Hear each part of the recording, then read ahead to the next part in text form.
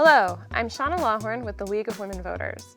Along with the League and SFGov TV, I'm here to discuss Proposition H, a ballot measure that will be before the voters on Tuesday, November 8th.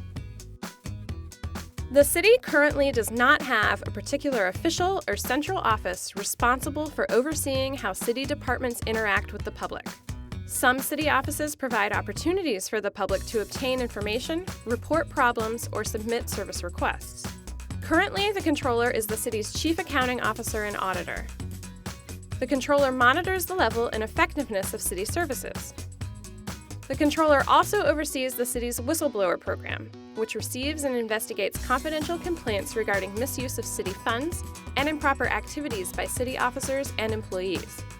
The city's Office of Citizen Complaints investigates complaints of misconduct and neglect of duty by police officers and may file disciplinary charges against officers. Proposition H is a charter amendment that would create the position of public advocate. The public advocate would be elected at a citywide election and serve a 4-year term. Under Proposition H, the public advocate would investigate and attempt to resolve complaints from members of the public concerning city services and programs, receive and investigate some confidential whistleblower complaints concerning city services and programs, review the administration of city programs, management practices, and contracting procedures, and make recommendations to improve them, and appoint a director of the Office of Citizen Complaints or its successor from nominees selected by the Police Commission, subject to the Board of Supervisors' approval. The Controller would continue to handle whistleblower complaints regarding misuse of city funds. Proposition H would also make it city policy to provide the public advocate with sufficient funding and a support staff of at least 25 people. The public advocate may also hire independent experts who could be exempt from some of the city's contracting rules. A yes vote means you want to amend the charter to create the position of public advocate, responsible for investigating and attempting to resolve public complaints concerning city services and programs. A no vote means you do not want to make these changes. I'm here with John Gollinger from the Yes on H campaign and a proponent of Proposition H. We're also joined by Marcy Berry from the San Francisco Libertarian Party and an opponent of the measure. Thank you both for being here. Thank you for having us. Thank you. I'd like to start with some opening remarks, and we're going to go ahead and start with you, John. Sure. Well, I'm here today to urge voters to vote yes on Prop H. Prop H would create the Office of Public Advocate. Public Advocate is an independent watchdog with teeth. The Public Advocate's sole job will be to make sure San Franciscans are getting fairly treated by our government. New York's had a Public Advocate in office for more than 2 decades. In just the last few years, the Public Advocate has saved more than 20 times the taxpayer money that it cost to run the office, and I can go into how they did that. But really, the Public Advocate is a truly independent agency. Right now, you've got most of the departments are run by the mayor's office. The supervisors are in office, but they have a broad responsibility. No one has sort of the sole independent job to answer citizen complaints when they're getting falling through the cracks in the rest of the bureaucracy, and to shine the spotlight when Muni or Department of Public Works or other departments are wasting our money or not solving problems. That will be the Public Advocate's job if we pass Prop H. Thank you. Marcy? Yes, thank you for having us again.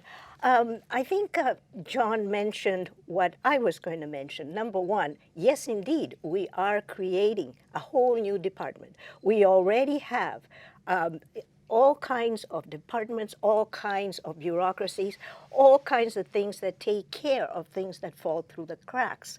And so it seems like creating a whole new level of government, a shadow government, is not to our interest.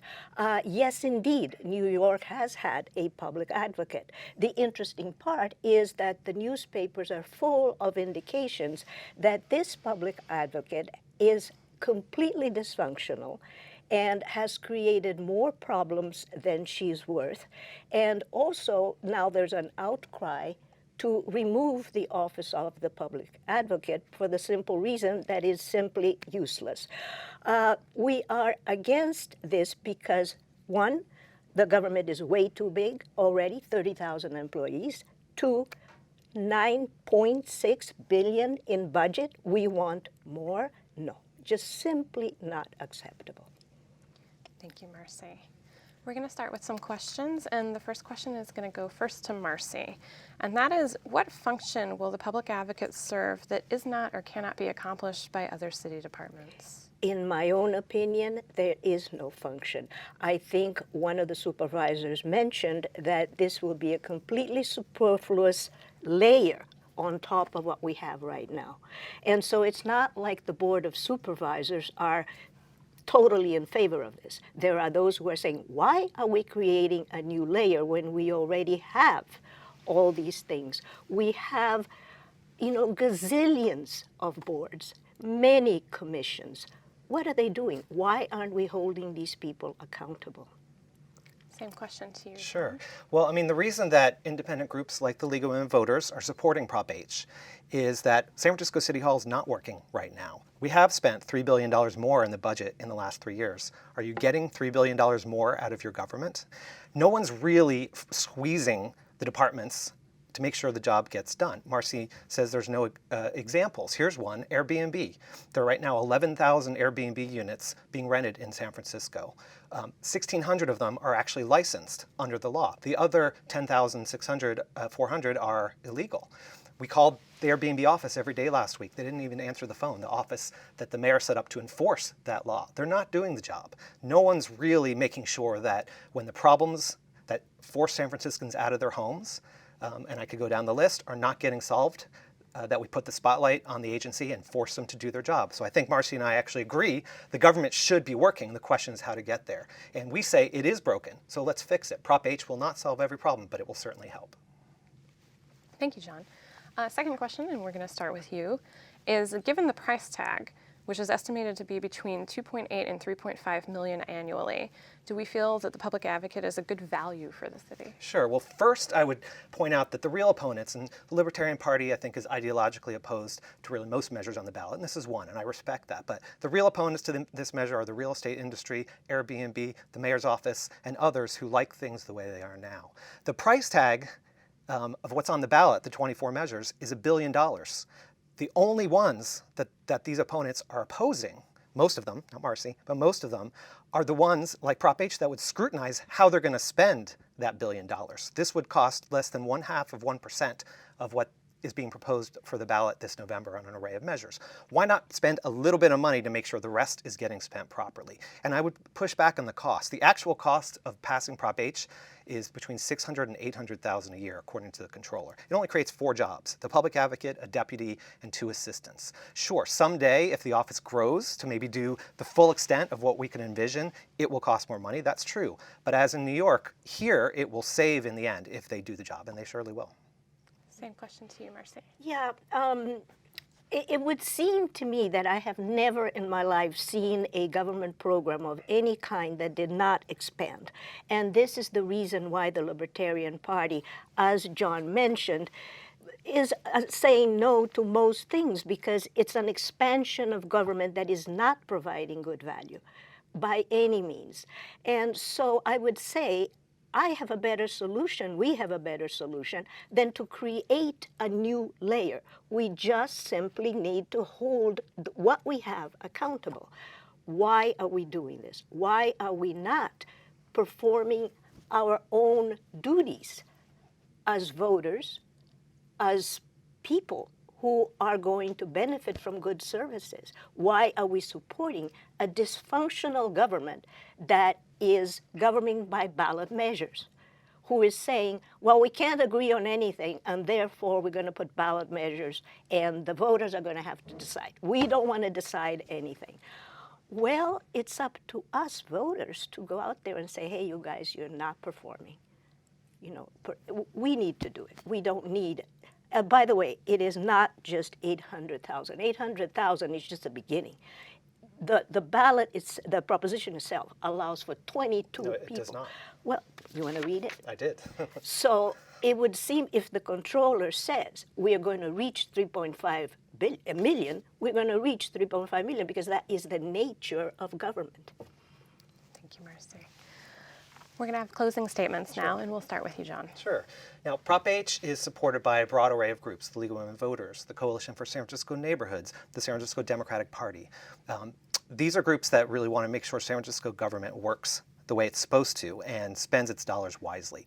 We talked about Airbnb being something that's in part caused the eviction crisis, the housing crisis, and we need someone to really make sure the city's doing its job to enforce that law and others, munis and others. So the public advocate would really have three jobs. One, information, to make sure that people get the information about how city government's working and know what we need to fix. Investigation, when citizen complaints to 311 or to the supervisors, directly to agencies don't get resolved, which happens every day.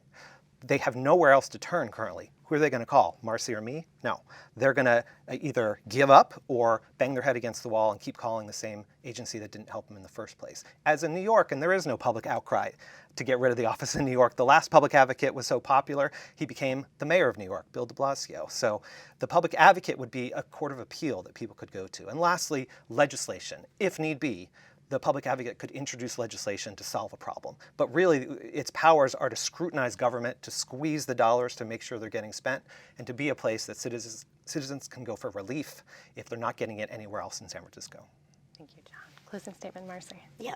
My question would be, why are we voters, you and me and everybody in the room, allowing a dysfunctional government that is governing by ballot measures, by putting things on the ballot simply for the fact of acquiring power, shifting power from the mayor, from the board of supervisors into interest groups? And why are we micromanaging to the point that we need to expand government exponentially in order to take care of all the micromanagement that we are imposing? We have a saying in the Libertarian Party that government at all levels has a habit of creating a problem and then putting legislation upon legislation to solve that problem. And this is a perfect example. We create problems, such as, for instance, a dysfunctional government that we, the people, have elected. And then we create legislation to solve that problem. I say, go back. Start from scratch. Threaten every single official to kick them out of office until they behave. And I would say that would be a duty of voters rather than be creating more stuff in hopes of shifting power for public interests. Thank you, Marcy. And thank you both for your comments and for your time. We hope that this discussion has been informative.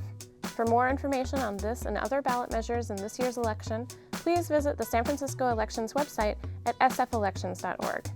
Remember, early voting is available at City Hall Monday through Friday from 8 a.m. to 5 p.m. You can also vote at City Hall on the 2 weekends before Election Day. And if you don't vote early, be sure to vote on Tuesday, November 8th.